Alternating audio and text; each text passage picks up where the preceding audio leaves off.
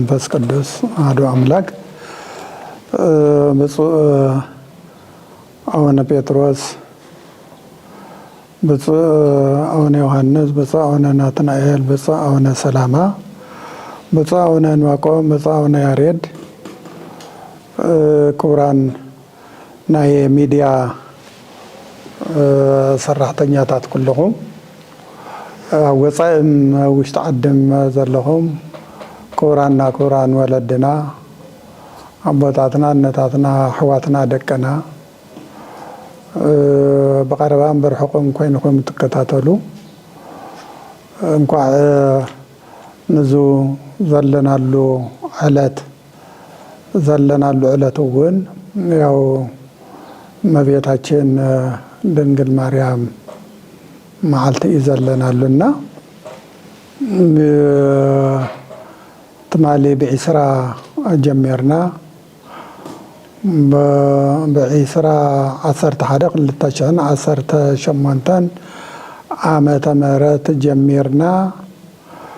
ክሻብ 21/11/2018 ዓመተ ምህረት ህጹጽ አኸባ ጌርና ነርና ተአኸባ አጀንዱኡ ብዛዕባ በሚዲያታት ዝረአ ዝነበረ አባናን አቡነ ሰላማን ዝነበረ አፈላላይ ዝመስል ውሽጥ እንኳ አፈላላይ ተዘይሃሊ ወገን ብደገ አፈላላይ መሲሉ ለህዝበ ክርስቲያን ለኩሉ ይስማዕ ስለ ዝነበረ ንዑኡ ንምእራም ንዑኡ ንምስትኽኻል ክንብል ዝተገበረ አጀንዳ እዩ እቲ አጀንዳ እውን ኣብ ወፃኢ ምስ ዘለው ኣርባዕቲኦም ኣቦታትና ኣብዚ እውን ሰለስተ ኣቦታት በጥዒና ምክንያት ብፁዕ አቡነ ኢሳያስ በጥዒና ምክንያት ኣይተረኸቡን ብፁዕ አቡነ መቃርዮስ እውን ኣይተረኸቡን ሰለስቲኦም ብፈቃድ ሕይምና እዩ ስለ ዝበሉ ያው ካልኦት ኩሉ ከም ዘሎ ኮይኑ ኢና ተሰባሲብና ተነጋገርና ዘቲና አቡነ ሰላማ እውን ለኹመፁ እዩ ተገይሩ ያው በመንግስቲ ዝተመረፁ ዓበይቲ ዓዲ እውን ሓሳቡ መቅሪቦምልና ያው እንድሕር ፈቃደኛ ኮይኖም ብፀባና የምፅኡ ኢልና ነገርናዮም ብፀባና እውን ፈቃደኛ ኮይኖም መፅዮም እዮም ኣብቲ ናይ ትማሊ ክሻብ አቡነ ሰላማ ክሻብ ዝመፁ ዝሰራሕናዮም ዝፈፀምናዮም ሓደ ያው ብፀባና አቡነ ሰላማ ክሕወሱና ሓሳብና ብሓባር ክንገልጽ ፀገምና ብሓባር ክንፈትሕ አካይዳና እውን ብሓባር ክንስጉም ተኣማሚና ተረዳዲእና ዝጎደለም ይኹን ዝጠመመም ይኹን ዝወሓደም ይኹን ብሓደ ኮይና ክንመልኦ ክነቃንዖ ብዝብል ኣቦና ናባና ንኽመፁ ንሕና እውን ፈቃደኛታት ኮይና ናይዞም መታዓረቕቲ ኮሚቴ ቃል ተቀቢልና ብዙሕ ጊዜኦም ተመላሊሶም ብዙሕ ጊዜኦም ደኺሞም ናብ 16-17 ጊዜ ዝኣክል እዮም ደኺሞም እና ብዙሎም መዓልቲ ግን ያው መፈፀምታ ረኺቦ ኣሎ ኩላትና ደስ ይብልና እቶም መታዓረቕቲ ኮሚቴ እውን ደስ ይብልዎም እና እዚ ምስራች እዙይ ንህዝብና ندكنا حزب كريستيان خنجلس نفتو مالتيو ካብኡ ያው ምጸቦና አቡነ ሰላማ ዘይነበሩሉውን ናይ ምትዕርራይ ዝመስልውን ገርና ኣለና ማለት እዩ። ኣነ ጥዕና ስለ ዝሰኣንኩ ስለ ዝሕመኒ ሕክምና ፀበል ክከታተል ይፈቀደለይ ኢለ ማመልከቻ ኣቕሪበ ነቦታት ኣቕሪበ ወፀገመይ ርእየለይ ሓግዙኒ ኢለ ብዘቕረብክዎ ማመልከቻ ብፅዓነ ቦታት እውን ማመልከቻ ይተቀቢሎም ዋታማ ዞም ወላድን ሓግዞም ኢሎም ያው ንግዚኡ ክሻብ ጥቅምቲ ሲኖዶስ ብፁዕ አቡነ ጴጥሮስ ተገይሮም ኣለዉ ማለት እዩ ስራሕ መካየዲ እዚ ብፁዕ አቡነ ሰላማ ኣይነበሩልን ቅድሚ ምምፅኦም ዝተገበረ ማለት እዩ። ካልኣይ እውን ናይ ብፁዕ አቡነ አረጋዊ እሶም እውን ኣይሕምኒ እዩ እሞ ኣነ እውን ሕክምና ወይም ፀበል ክከታተል እየሞ እቱ ኣነ ዝሰርሖ ዝነበርኩ ዋና ፀሓፊ ሰብ ይገበረሉ ኢሎም ብቃልዮም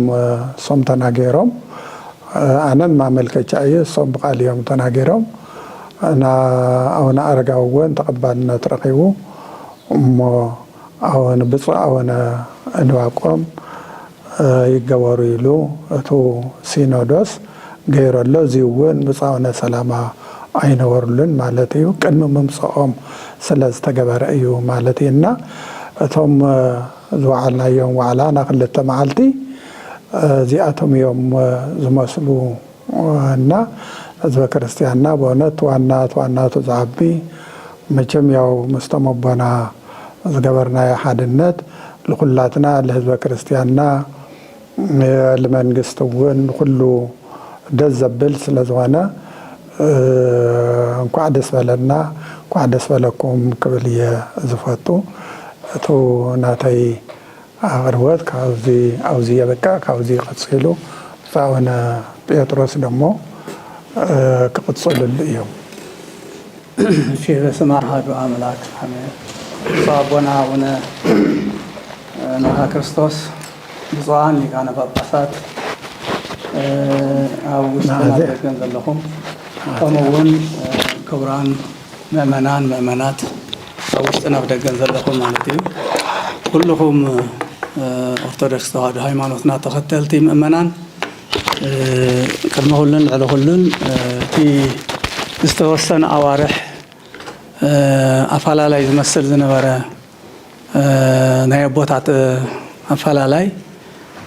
ክንደይ ምእመናን ረብሽ እዩ ነይሩ። እንኳን ምእመናን ኣቦታትና ኣዴታትና ኣቦታትናን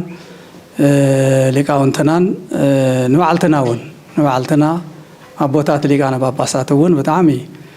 ረብሽና እዩ ነይሩ። እግዚአብሔር ይመስገን ግን ይሃደጋ ለሃገር ዘእንበለ ኣሃዱ ሄር ከም ዝበሃል ሰብ ክፈላለ ተሎ ክበኣስ ተሎ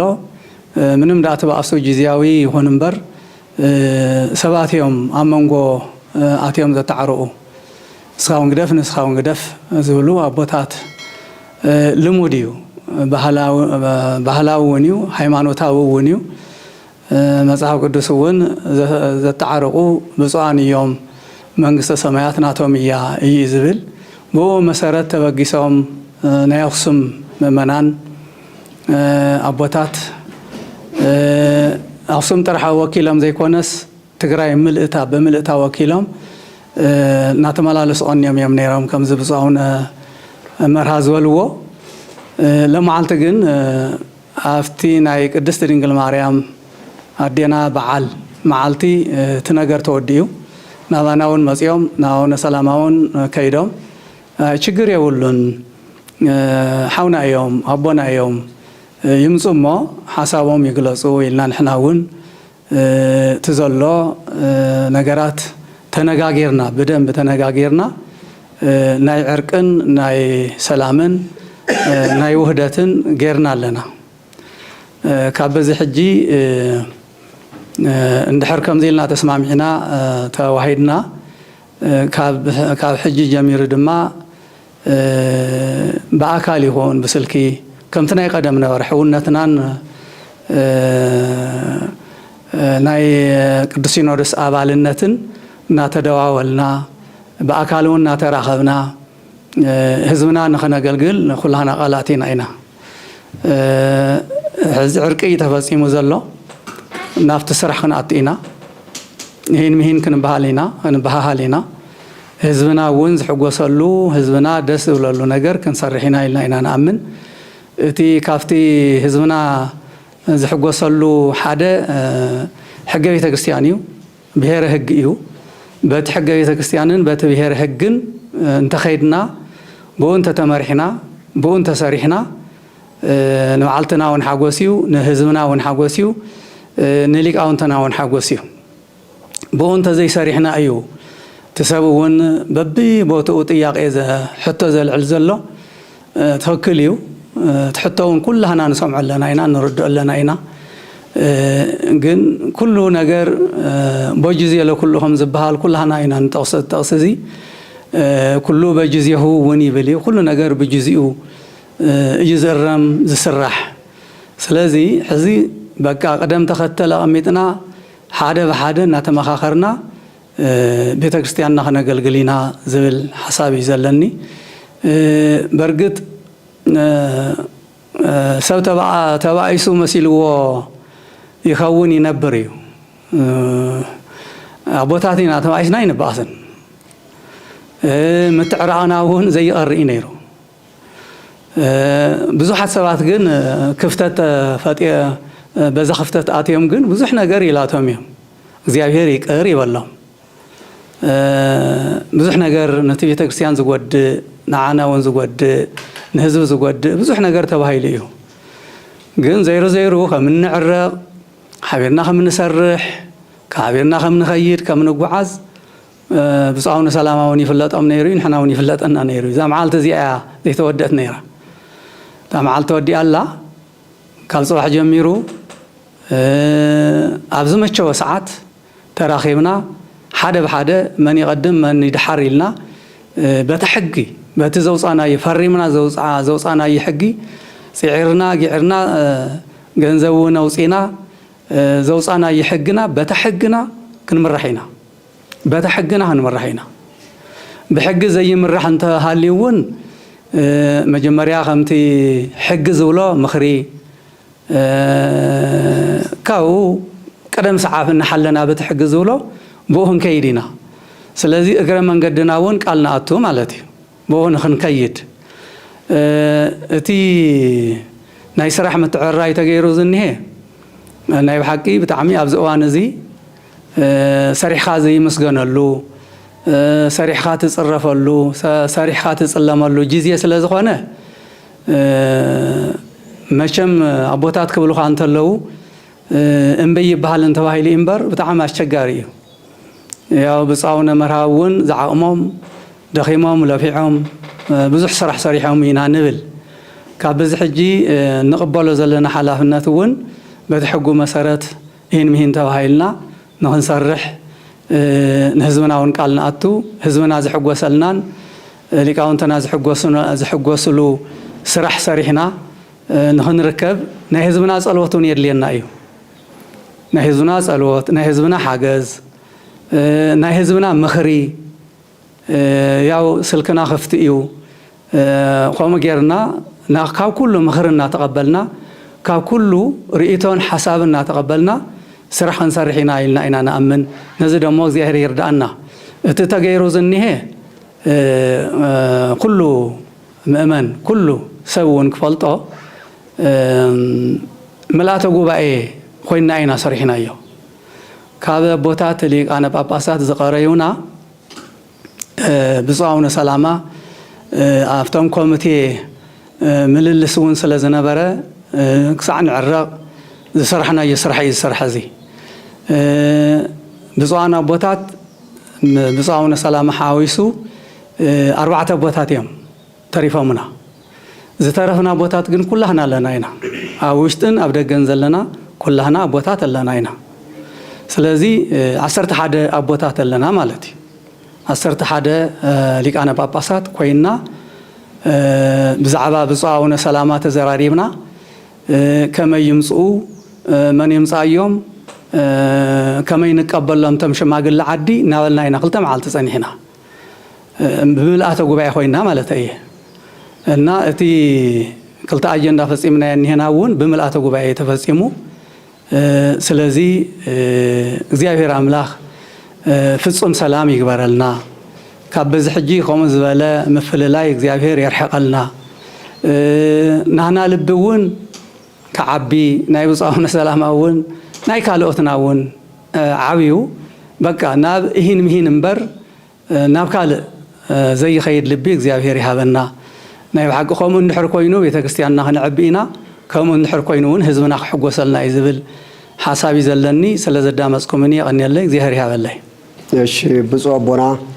አቡነ መርሃ ክርስቶስ ብፁዕ አቦና አቡነ ጴጥሮስ ብፁዓን አበው ሊቃነ ጳጳሳት ናይዚ ሰብ ሚድያ ዝኾንኩም ደቅና ኣብ ወፃእን ኣብ ውሽጢ ሃገርን በዞም ሚድያታት ትከታተሉና ህዝብና ልዕሊ ኩሉን ቅድሚ ኩሉን ከምቲ ቦታትና ክልቲኦም ቦታትና ዝበልዎ ናብዛ ዓለት እዚኣ ናብዛ ሰዓት እዚኣ ብሰላም በፂሕና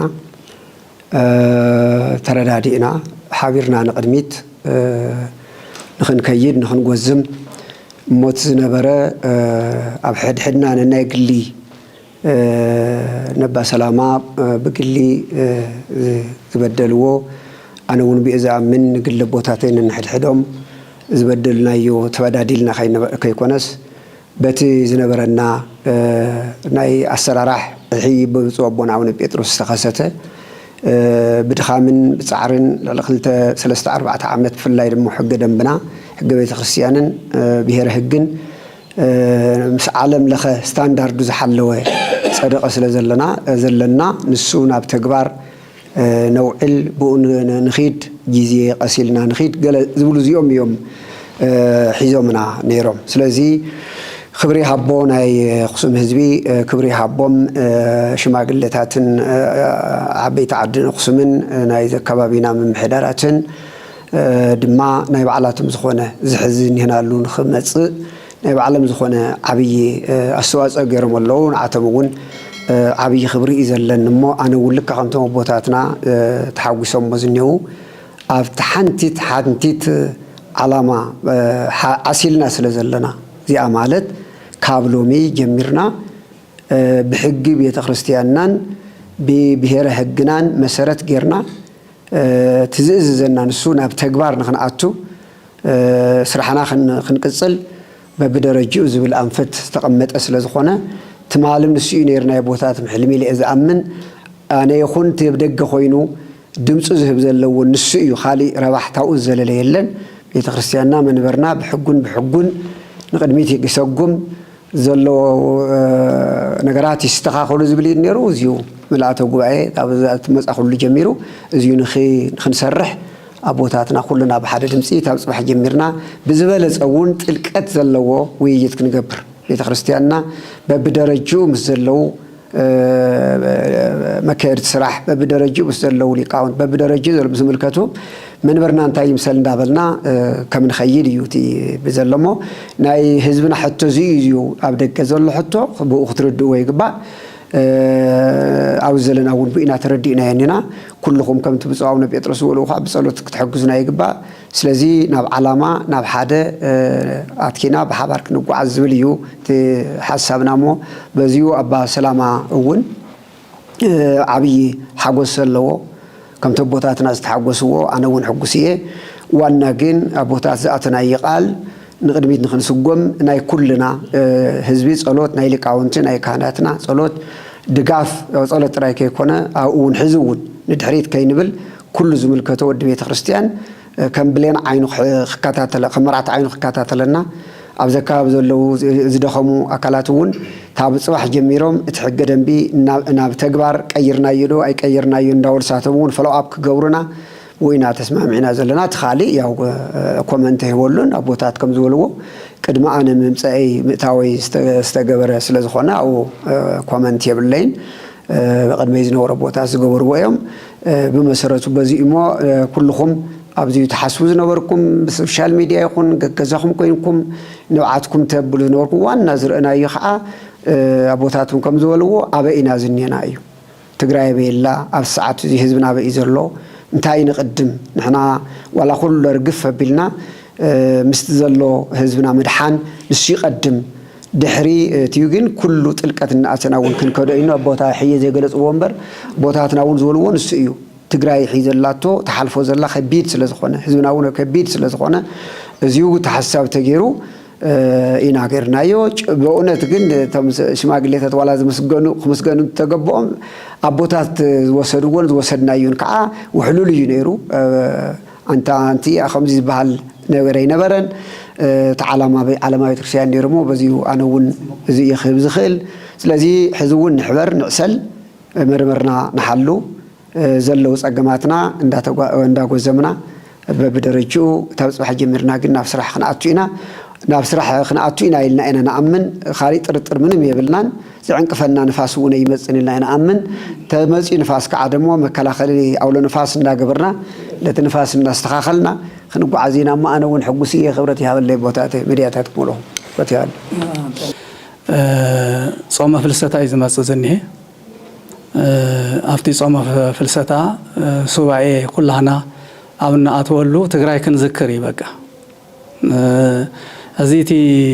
أنا تجري مكرا كم زب صامنا سلامون زولوه حد تجري وايز فلطة إن كان